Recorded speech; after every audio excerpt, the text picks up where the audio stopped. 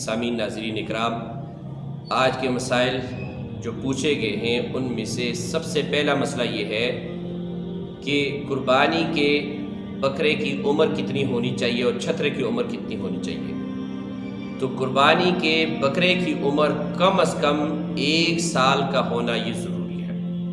اگر وہ 1 سال سے کم ہوا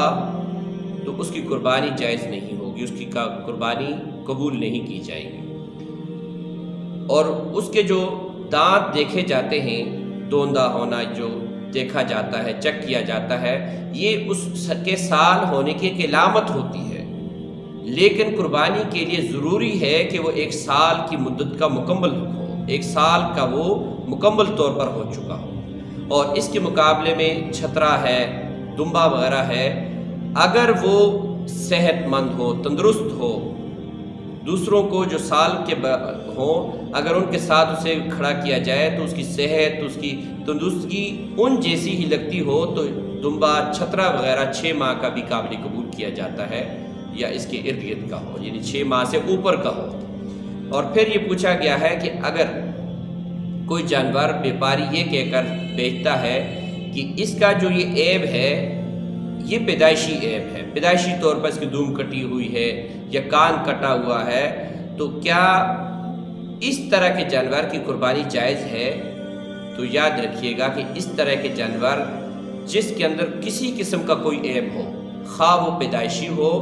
یا بعد کا ہو، اس کی قربانی جائز نہیں، عیب دار جانور کی قربانی جائز نہیں ہوتی۔ اور پھر سوال یہ پوچھا گیا ہے کہ اگر کسی جانور کو، گائے وغیرہ کو ذبح کر دیا اور ذبح کر کے اس کے پیٹ میں سے بچہ نکل آیا تو کیا قربانی درست ہو جائے گی، قربانی قابل قبول ہوگی؟ تو اگر اس کے پہلے علم نہ ہو اور ذبح کرنے کے بعد پتہ چلا ہو کہ یہ تو امید سے تھی، یہ گابن تھی، تو اب اگر اس کا بچہ زندہ ہو تو اسے بھی ذبح کر دیا جائے، اور اگر وہ مردہ ہو تو اس کو پھینک دیا جائے، قربانی جائز ہو جائے گی، قربانی کے اوپر کوئی اثر نہیں پڑے گا، دوبارہ قربانی کرنے کی ضرورت نہیں ہے۔ اور پھر یہ پوچھا گیا ہے کہ جو